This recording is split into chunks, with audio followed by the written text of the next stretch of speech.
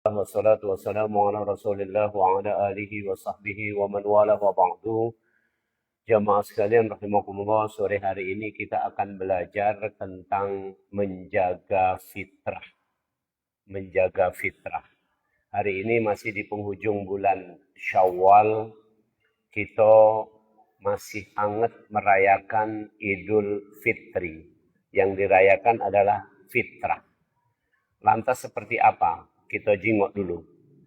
Rasulullah Muhammad SAW bersabda, kullu mauludin yuladu adal fitrah. Setiap yang lahir, bayi yang lahir dalam keadaan fitrah. Jadi kalau kita merayakan Idul Fitri, seolah-olah kita baru lahir. Ma itu tak kira-kira?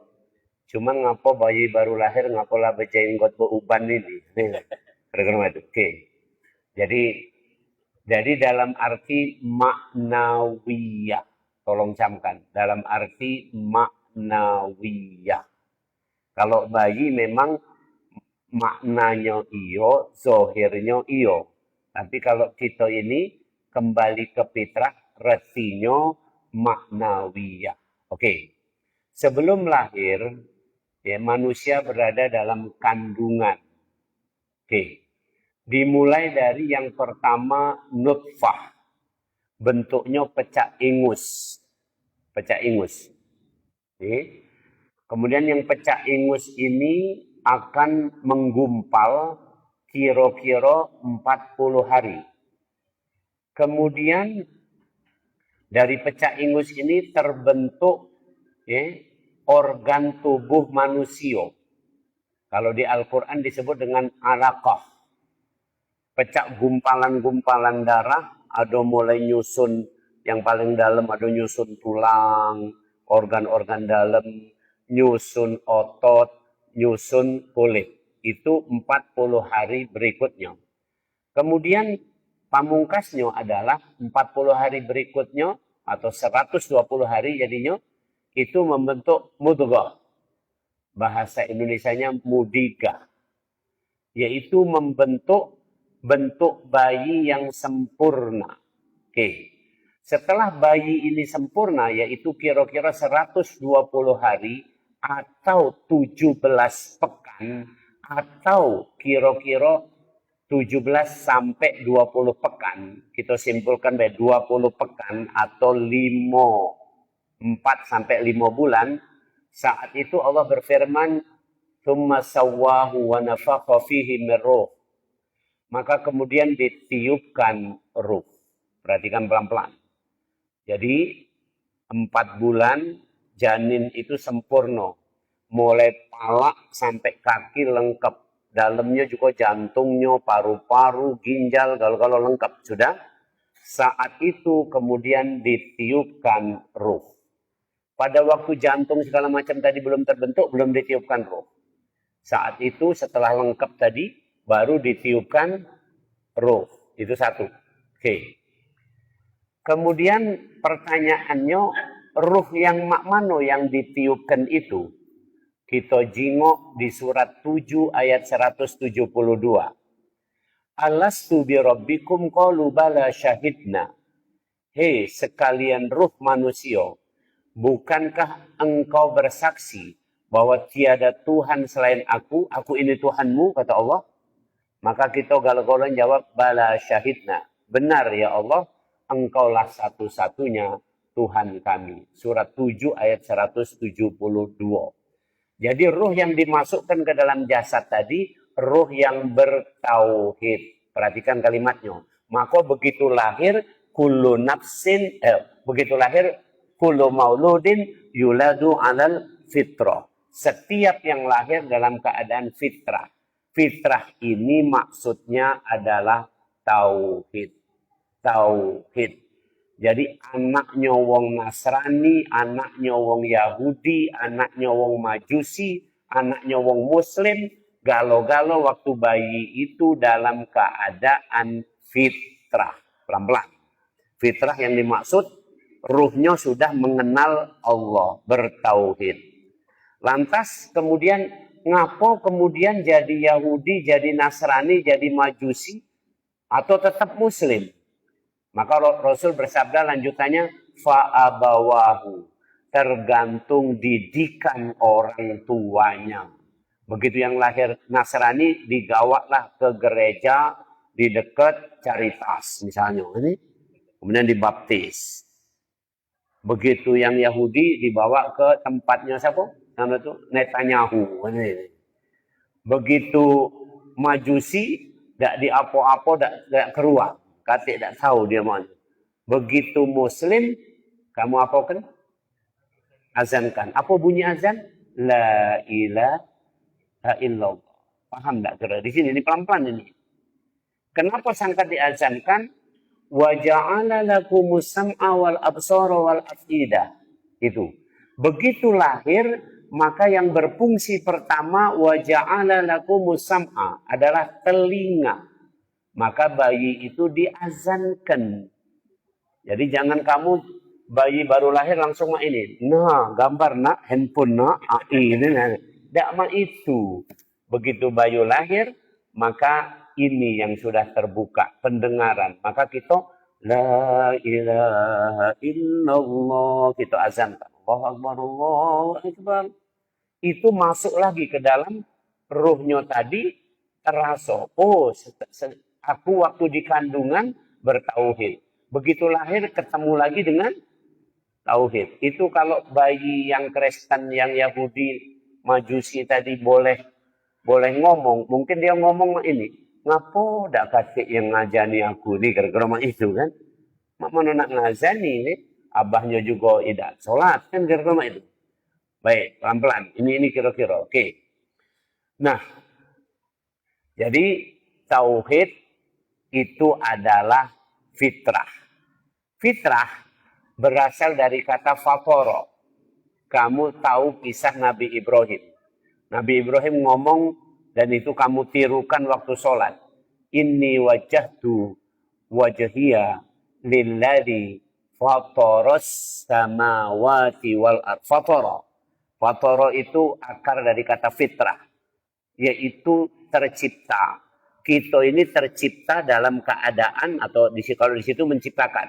Kita ini tercipta dalam keadaan tauhid. Itulah namanya fitrah. Maka kalau menyimpang dari tauhid, bahasa Plembangnya nyemelo. Bahasa Arabnya inhiraf. Inhiraf. Contoh, Nasrani menyebutkan innallaha tsalitsu tsalatsa. Tuhan itu ada 3. Nah, itu nyimpang. Kalau orang-orang Yahudi tidak dengar apa kata Allah. Begitu Allah merintahkan sesuatu dibantah. Bahkan merasa lebih hebat dari Allah. Nahnu aghniya katanya. Kami lebih kaya dari Allah. Itulah makanya kamu jengok pernyataan Netanyahu atau Israel sekarang ini kan. Yang balak itu ada di negeri mana tuh? Konoha atau mana tuh?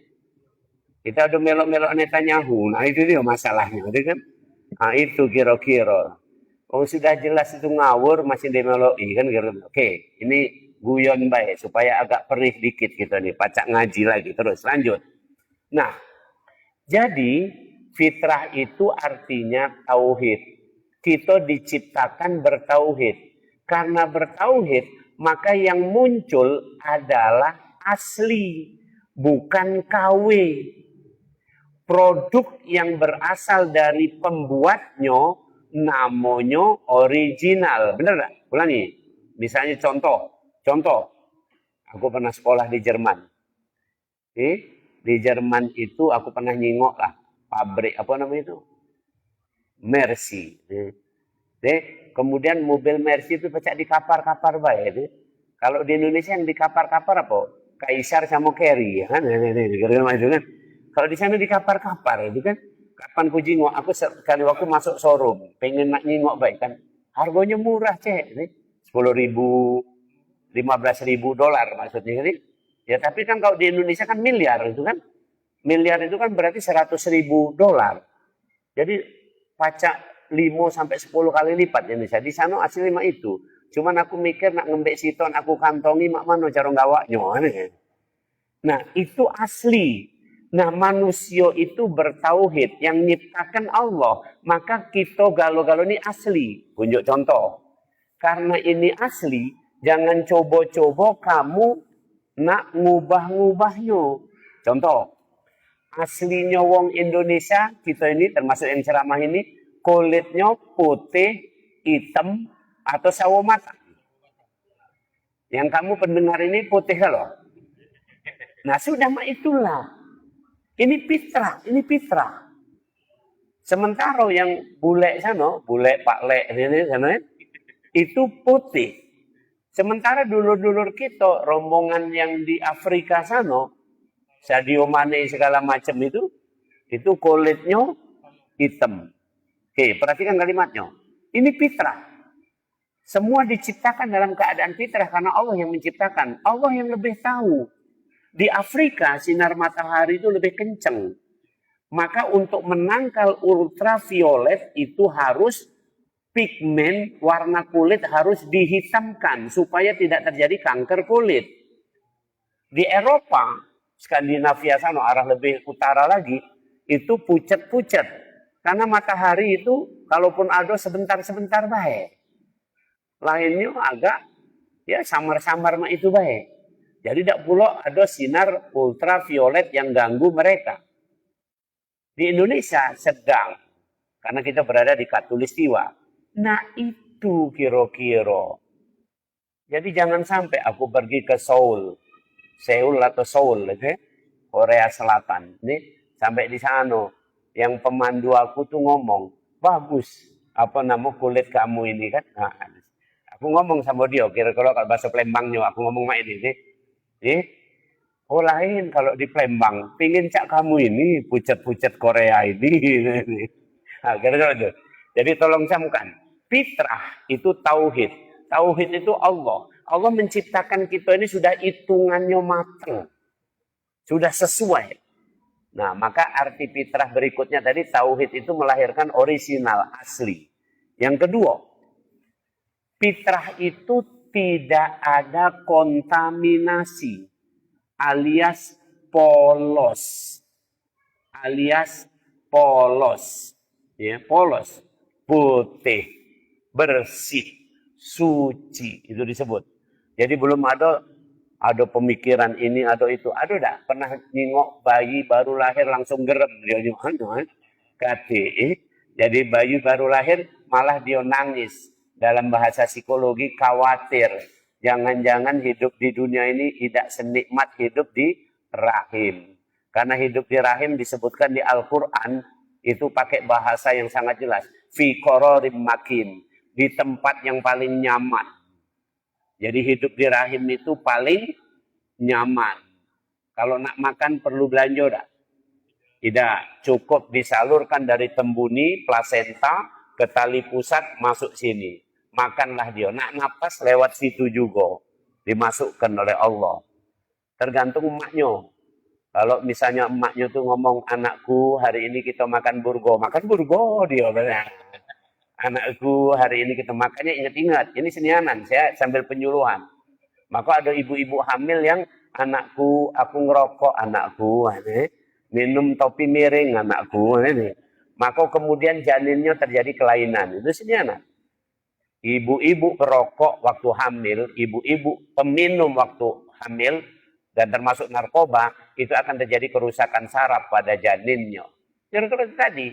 Sebaliknya kalau ibu-ibu itu, ya, selama hamil, burgo, lakso, celimpungan, adaan, kulit, kira-kira ada godo-godo, atau itu kan, kurasa begitu anaknya lahir langsung hafal gitu, langsung hafal mana nama-nama pempek. Ini mudahnya memang itu. Tolong camkan. Ini karena berperan banget. Maka perempuan hamil nak dijaga untuk itu. Oke. Jadi polos, bersih, jangan terkontaminasi. Oke, lanjut. Nah, setelah dia mulai tumbuh, mulai masuklah informasi. Tadi masih ingat urutannya? Wa ja'ala lakumus sam'a. Informasi pertama masuk melalui telinga. Oke, maka perdengarkan hal-hal bagus pada waktu anak itu masih kecil. Itu hal-hal bagus ini. Hal-hal bagus itu bukan masalah, misalnya bukan berarti nak didengarkan ini itu tuh. Omongan juga nak bagus. Jadi mohon maaf nih, saya kasih contoh. Saya praktek ini. Saya sama istri saya praktek. Ibu-ibu, bini aku ada di belakang kamu tuh situ. Ada istri saya tadi saya ajak. Ya, nelo. Jadi saya sama istri, misalnya sudah punya anak kemarin waktu anak itu masih bayi, kalau kami nak bertengkar, itu tidak di depan anak. Karena kami kedengeran. Karena ini sudah belajar. Tolong camkan itu. Ini tidak cak biasa bayi. Bayi tidak ngerti juga. Tidak, cek. Ngerti dia tuh. Itu jangan kotori anak itu. Jadi kalau kami nak bertengkar tuh kami kesemuntul dulu sana. Ini kira-kira mak itu kan. Maksudnya nyingkir, tidak ada langsung ke depan anak-anak itu. Sehingga anak-anak itu punya kesan. Abah sama Umi tidak pernah bertengkar. Padahal ya, hidup itu kalau kamu tidak katik bertengkar, pecahnya hebat nian kamu. Ini gara-gara mak itu kan. Rasulullah pun ada bertengkar. Bukan Rasul yang bertengkarnya, bininya yang ngajak bertengkar. Maka ada ayat, ada surat nomor 58. Kamu baca tak surat nomor 58? Ibu-ibu bacalah surat nomor 58. Namanya Mujadillah.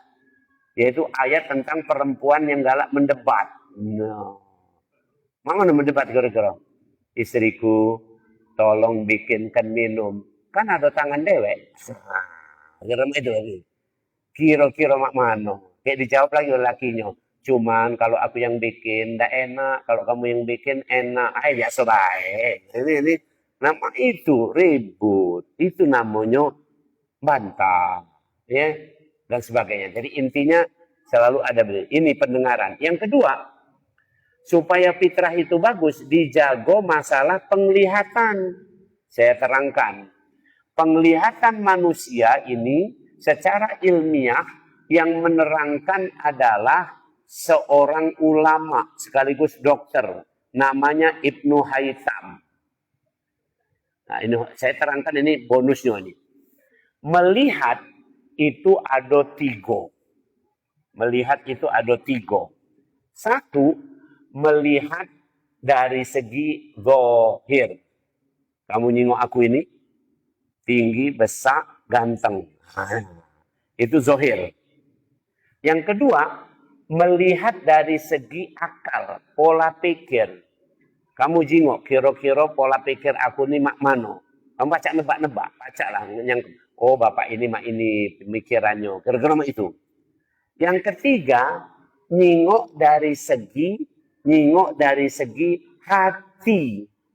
Hati adalah yang dijingok akhlak. Akhlak itu dari kata khalaqa, kenal sama Tuhannya. Jadi orang yang berakhlak artinya orang yang kenal dengan Tuhannya. Saya kasih contoh ini, masalah Ibnu Haytham tadi. Ibnu Haytham ini dokter penemu tentang makmano mato pacak nyingok. Akhirnya dia buat lensa, dan lensa itu jadi mikroskop. Jadi penemu mikroskop adalah itu. Kamu yang pakai kacamata itu terima kasihlah sama Ibnu Haytham. Nah, kemarin aku nyingok video. Ada Profesor Stella. Siapa Profesor Stella? Wakil Menteri. Islam bukan dia? Bukan. Dia memuji Ibnu Haytham di video itu. Kalau tidak kata Ibnu Haytham, kita tidak pernah tahu tentang bagaimana manusia melihat dan bagaimana penemuan lensa mikroskop, termasuk segala macam lensa ini untuk TV, untuk apa segala macam ini. Sungguh besar jasa Ibnu Haytham. Pertanyaan aku, Ibnu Haytham iman apa tidak? Iman. Stella tadi? Tidak. Jadi kalau mau itu Stella tadi hanya melihat sampai akal, tidak sampai hati. Itu nak ngomongkan kepada kita, biar mudah nerangkannya. Kalau nyingok yang pertama cuma nyingok fisik. Ini biasanya nyingok fisik yang paling sering kita nyingok fisik, kapan berduit dikawani, kapan buntu dijauhi. Nah itu nyingok fisik gitu cuma nanti asli itu yang itu kan. Ngapa cek tidak berkawan sama mamang itu lah buntu dia orangnya. Itu berarti cuma nyingok fisik. Oke. Yang kedua nyingok akal tadi. kagum dengan pemikiran-pemikirannya, ini segala macam. Tapi tidak sampai sujud. Karena kalau sampai sujud, itu yang disebut sebagai ulul albab. Rabbana ma khalaqta hadza batila subhanaka faqina adzabannar. Coba bacaan sujud apa? Ada subhanallahnya enggak? Itu kira-kira. Jadi kalau orang melihat sampai hati, itu berarti dia akan sujud. Ini ulangi. Dan sujud itu adalah bukti tauhid. Maka itu kata Rasul, setiap orang yang sudah sujud tidak akan kekal di neraka kalaupun dia masuk neraka. Artinya masuk sebentar kemudian metu. Ya kalau memang betul-betul memang hitungannya memanglah lebih banyak amal solehnya langsung masuk surga. Kira-kira itu sujud. Bahkan dalam hadis disebutkan salah satu bagian yang tidak akan terbakar di neraka kalau misalnya orang itu masuk neraka adalah bekas sujud. Maka itu kamu secara fikih kalau kamu sujud di sini pindah-pindah. Benar kan?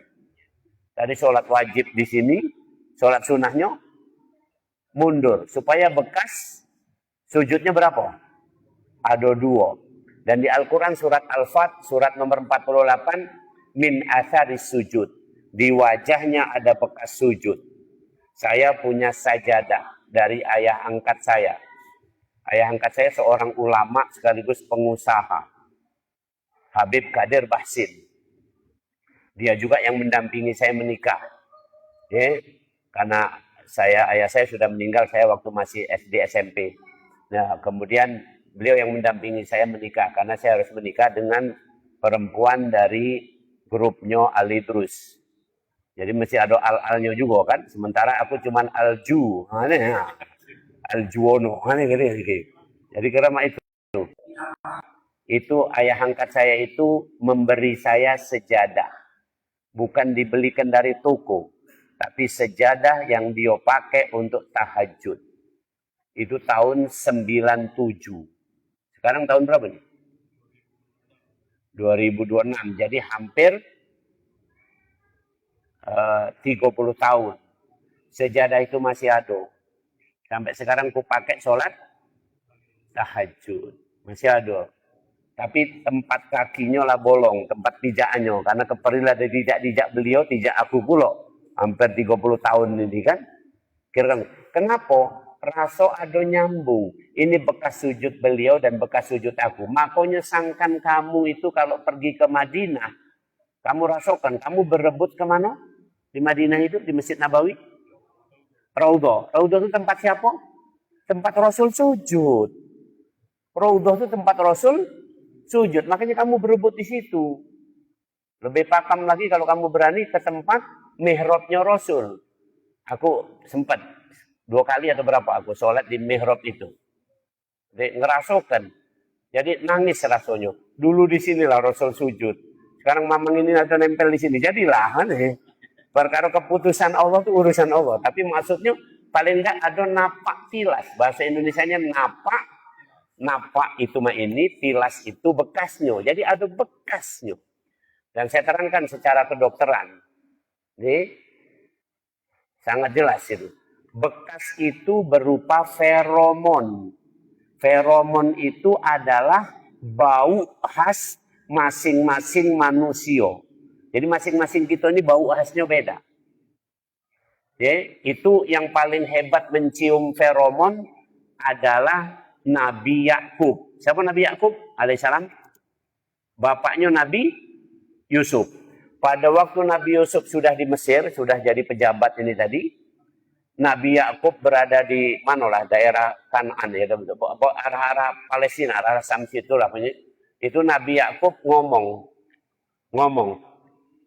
ini reha Yusuf, laula antufannidun. Aku mencium bau Yusuf. Wow. Kira-kira itu. Keren nggak kira-kira ini? Nah, kalau kita agak oleh Allah tidak diberi keistimewaan itu. Maksudnya tidak istimewaan yang kita nyiumnya. Bau anak kita sama bau anak orang lain beda tak? Praktekkanlah, itu sini anak. Agak kamu cium.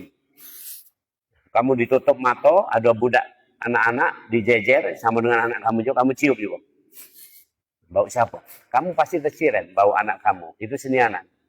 Nah, kalau kita agak jarak dekat, yang diberi kemampuan mencium dari jarak sampai 5 km adalah anjing. Makanya anjing itu sudah tahu. Kalau melolong nyomak ini berarti yang datang itu maling. Kalau nyomak ini itu, karena dia nyium dulu. Nama itu. Makanya anjing pelacak itu pacak mencium narkoba, mencium apa segala macam. Ya, itu istimewanya anjing. Tapi anjing itu adalah kalau disebut di Al-Quran bebal. Jangan niru seperti anjing. Karena diomongi tidak diomongi sama. Diomongi juga tetap melet. Beneran? Tidak diomongi juga tetap melet. Nah, itulah kira-kira. Nah, tapi istimewanya penciuman. Oke, baik, kita lanjutkan. Nah, jamaah sekalian rahimakumullah, maka menjaga fitrah itu jagolah tadi pendengaran, satu. Yang kedua, jagalah penglihatan. Yang ketiga, jagalah hati. Oke, sebelum mampu menjaga hati, ada fase namanya akil. Hati itu disebut balik baginya. Maka ada istilah akil balik. Akil artinya akalnya mampu. Balik artinya hatinya paham. Ulangi. Ada bedanya ini. Saya terangkan mudah saja. Oke. Akil kira-kira itu umur 8-9 tahun itu mulai akil. Karena itu menurut sedunia ini sepakat. Kalau nak sekolah SD, mulailah usia 7 tahun. Karena saat itu sudah mulai nak siap-siap untuk mampu berpikir. Mulai berpikir usia 8-9 tahun. Jadi jangan buru-buru. Saya punya teman dokter, ya umur 5 tahun lah masuk SD. Ya, begitu jadi dokter berarti dia tamat SMA 17, tamat dokter kira-kira 22-23. Sementara aku tamat dokter 25. Yang aku lah mateng. Yang kawan aku masih kekanak-kanakan karena masih umur berapa tadi masuknya. Ini tidak pacak dibales, tidak pacak diulang. Ini namanya debt bahasa Inggrisnya, utang psikologi kamu. Jadi jangan buru-buru. Oke. Akil itu umur 8-9 tahun. Maka mulai di situ. Dan ini juga ada patokan dalam mendidik. Dia belum balik. Balik tadi hati. Kapan balik? Kapan balik? Nah, kita tahu kalau lanang mimpi, kalau betino, kira-kira usianya antara 12 atau 13 sampai 15 tahun. Kira-kira SMP. Karena itu, ini contoh mudah baik, penerapannya, mak mana caranya? Karena itu, handphone ini kalau pingin punya handphone, itu kalau sudah kira-kira kelas 3 SMP. Sebelum SMP, dia baru boleh buka handphone punya ayah ibunya. Karena belum balik. Balik itu udah nyampe pada keputusan dia sendiri. Dia belum mampu memutuskan. Nah, yang terjadi sekarang, bayi baru lahir langsung tunjuk HP. Maka kemarin ku jingok di masjid ada, aku datang itu budak kecil, cak 5-6 tahun itu ngekek main apa ini tadi? Gara-gara itu kan. Tak terti dia apa isinya itu. Paham tak? Ini senianan. Dan mengajarkan sesuatu saya ingat banget. Saya mulai diajari surat Yusuf ketika SMP. Kenapa kiai saya tidak mengajari? Saya di pesantren diajari surat Yusuf itu ketika SMP. Karena di surat Yusuf itu ada ahsanul qasas disebut di Al-Quran. Ahsanul qasas sebaik-baik kisah. Maka ada di Al-Quran bunyinya begini. Hatta idza balagha asyuddahu hukma wa ilma. Maka ketika Yusuf sudah dewasa, kami berikan kepadanya ilmu dan hikmah. Dewasa, ilmu dan hikmah. Umur berapa dewasa itu? Kira-kira 25 tahun. Tadi relevan enggak yang kuceritakan tadi? Waktu aku umur 25 jadi dokter, kemudian aku menikah, kemudian aku waktu itu sudah jadi kepala puskesmas, sudah, katik keluhan apa-apa. Karena sudah dewasa. Nah, sekarang apa bedanya ngerti akal dengan ngerti hati? Ini supaya kamu baca jagonya tadi. Ngerti akal, manggut-manggut. Nah, kamu manggut-manggut kalau enggak ini. Nah, itu akal, itu akal. Itu asli udah. Masuk akal, ngerti akal. Ngerti hati, kamu gawekan. Ada enggak wong manggut-manggut tapi tidak digawekan? Nah, itu mudahnya mah itu baik. Ngerti akal namanya ilmu. Ngerti hati namanya hikmah. Itu baik mudah. Tadi Nabi Yusuf dikasih ilmu juga hikmah. Jadi artinya Nabi Yusuf ngerti akalnya, ngerti juga hatinya. Maka di Al-Quran dikatakan lahum qulubun la yafqahuna biha di surat nomor 7. Mereka punya hati tapi tidak ngerti sadar juga, tidak digawekannya. Itu di 179 seperti anjing. Intahmil yalhas au tadrub yalhas. Kalau kamu nasihati, ya itulah tetap melet. Kamu biarkan tetap juga melet. Itu bukan tidak ngerti akal tapi tidak ngerti hati. Oke, clear. Lanjut. Nah, mak mano kita jago akal.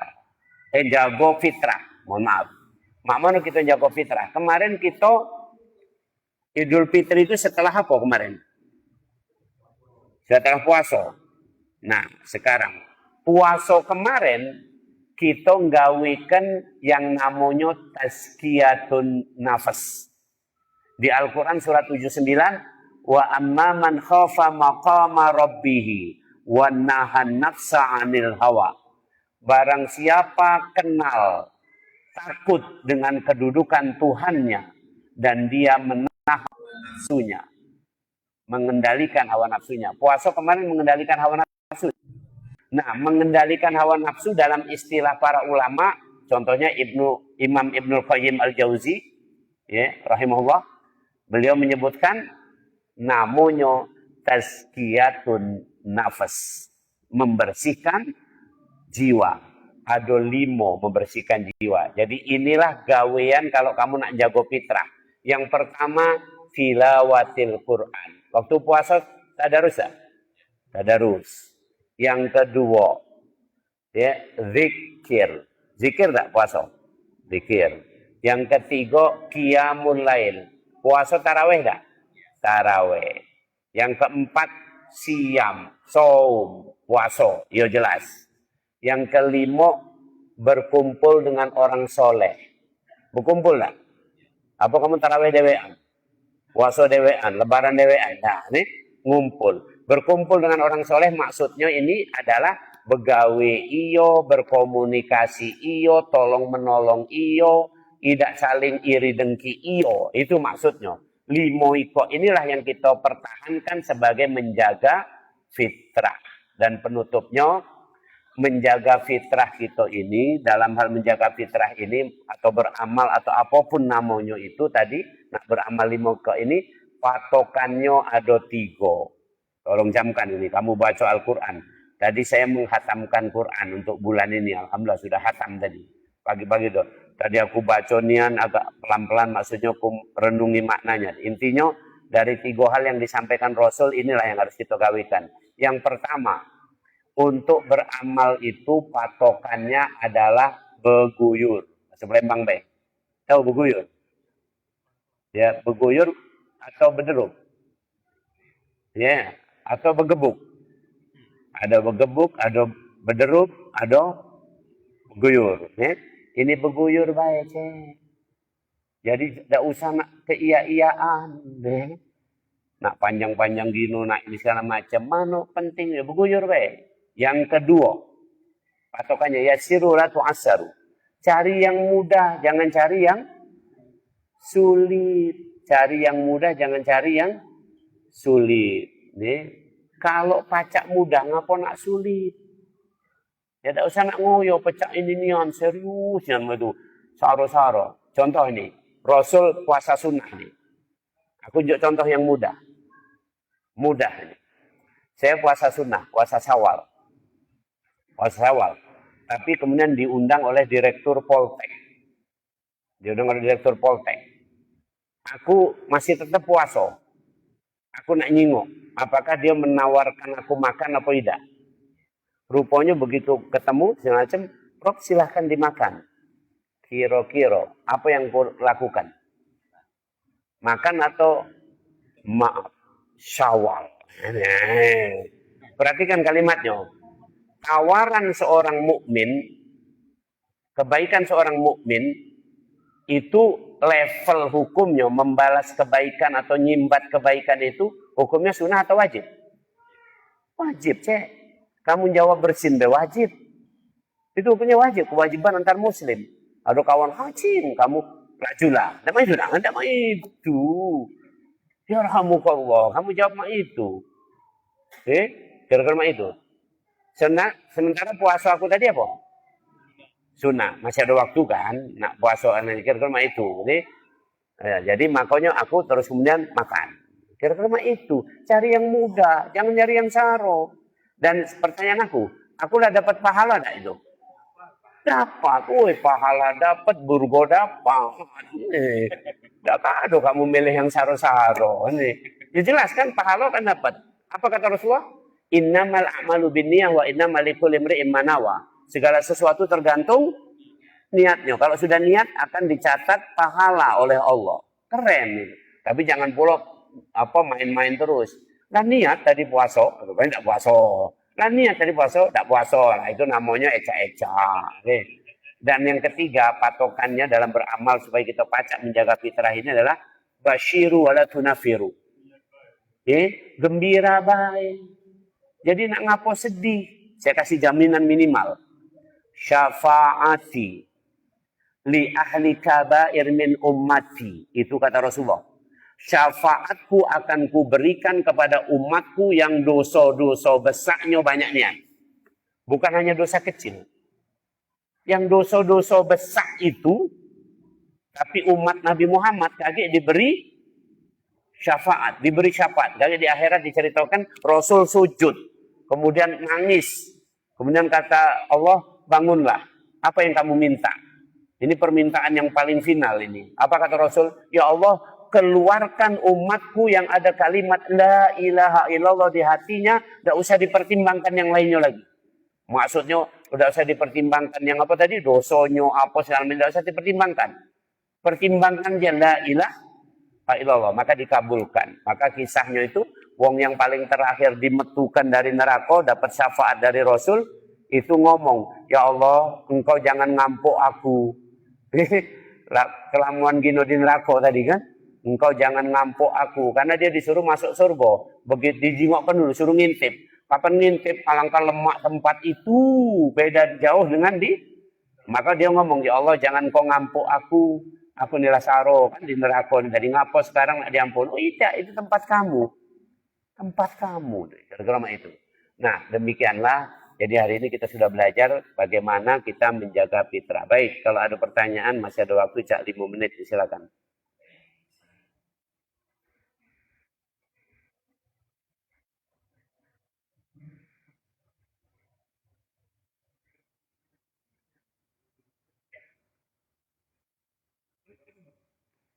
Hidup.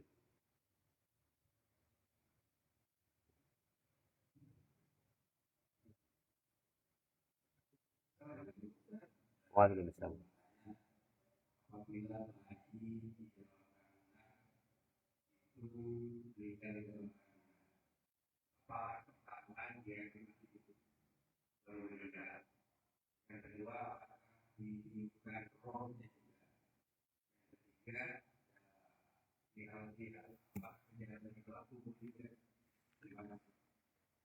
Oke, perhatikan kalau kita pakai bahasa Al-Quran dan bahasa Inggris dulu lah.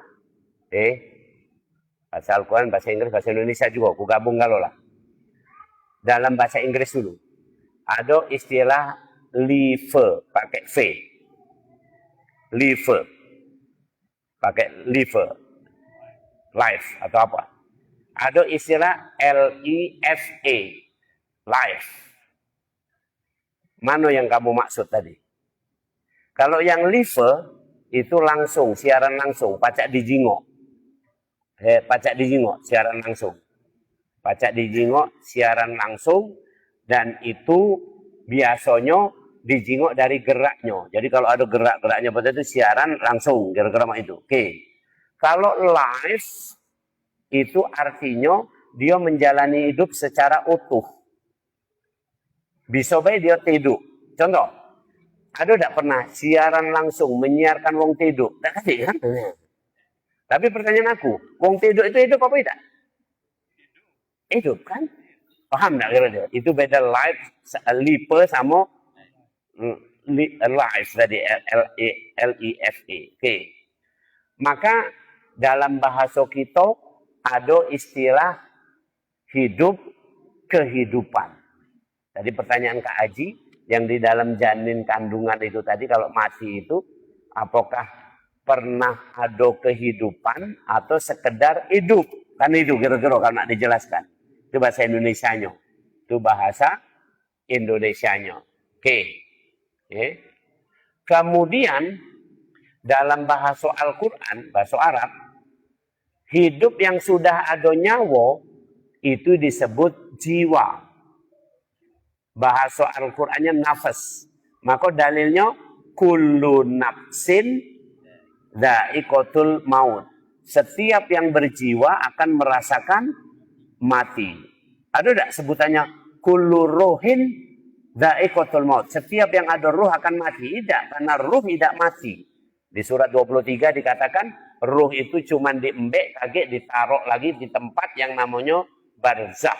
Surat 23 kamu baca. Surat Al-Mu'minun ayat yang ke-100. Oke.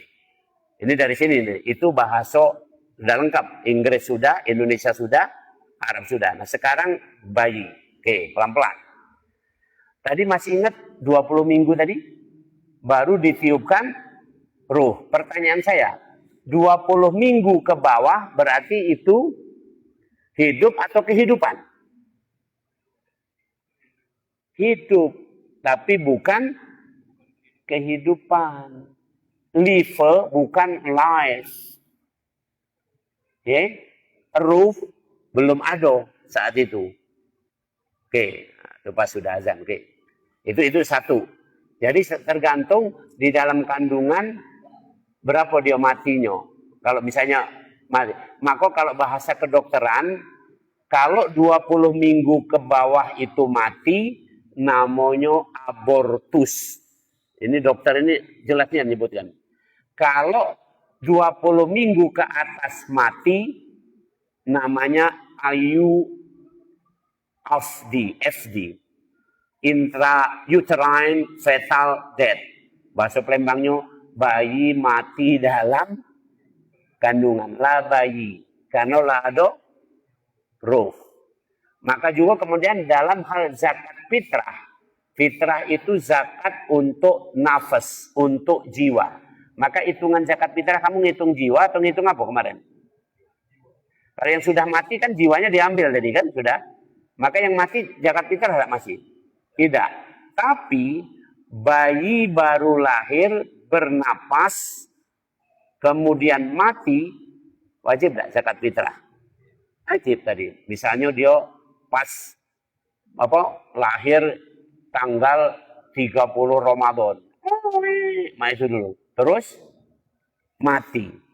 Nah itu kan kena kewajiban. Dia sempat dia bernapas. Ya, bernapas itu. Jadi masih ada. Maka bahasa kita jiwa itu bahasa Arabnya nafas. Bahasa Al-Qurannya. Bahasa Indonesianya napas. Nah kira-kira itulah kehidupannya. Ya. Tapi ingat. Di dalam janin, di dalam rahim itu, janin itu semuanya adalah apa yang ada dari ibunya. Setelah lahir baru dia independen, wa ja'ala lakumus sam'a wal absara wal afida. Tapi waktu di dalam rahim, dia ngerasa segala macam itu, apa yang dirasa oleh ibunya. Maka dalam ilmu penyuluhan, kalau bisa dan memang harus kita lakukan itu, anak kita ya, atau istri kita itu kalau lagi hamil itu sejahterakan. Jangan hamil disegak-segak, jangan hamil dibuat susah dan sebagainya, maka itu nanti akan berpengaruh pada psikologinya, berpengaruh pada kejiwaannya, itu akan mempengaruhi janinnya. Dan itu sudah ada penelitiannya. Ibu yang tidak bahagia waktu hamil, itu akan lahir anak-anak dengan berbagai kelainan. Ibu yang bahagia waktu hamil, itu anak-anak lahir dengan, bayi yang lahir itu punya sifat-sifat yang cenderung dia bahagia, gembira. Itu sudah ada penelitiannya. Gara-gara itu. Jadi ini untuk masalah ibu hamil. Sampai di Al-Quran, wahnan ala wahnin. Ibu hamil itu berlipat-lipat susahnya, lemahnya, saronya. Demikian tiga ikut tadi ku jawab rangkum si kok baik. Demikian, a'udzubillahi minasyaitonirrajim. Bismillahirrahmanirrahim. Alhamdulillahirabbil alamin. Allahumma shalli ala sayyidina Muhammad wa ala ali sayyidina Muhammad. Rabbana amanna bima anzalta wattaba'na rasula faktubna ma'asyahidin. Wahai Allah, kami beriman kepada yang Engkau turunkan, yaitu Al-Quran, dan kami mengikutmu Rasulmu Muhammad sallallahu alaihi wasallam. Catatlah kami sebagai orang-orang yang benar-benar bertauhid, bersyahadat. Walhamdulillahirabbil alamin. Assalamualaikum warahmatullahi wabarakatuh.